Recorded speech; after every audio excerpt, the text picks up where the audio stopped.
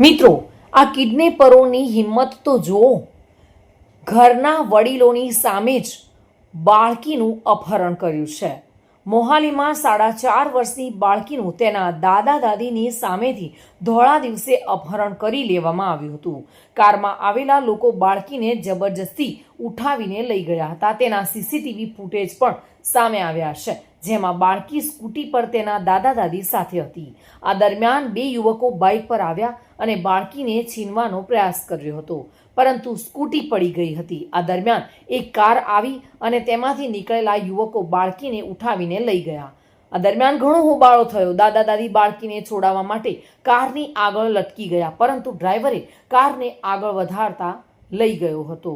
બાળકીના પિતાએ કહ્યું કે માતાની જાંઘ અને પિતાના હાથમાં ફ્રેક્ચર આવ્યું છે, જેમને હોસ્પિટલમાં દાખલ કરવામાં આવ્યા છે. પરંતુ આ કિડનેપરોની હિંમત એટલી હતી કે ઘરના પરિવારના સભ્યો હોવા છતાં પણ 4.5 વર્ષની બાળકીનું અપહરણ કરીને ત્યાંથી ભાગી છૂટ્યા હતા.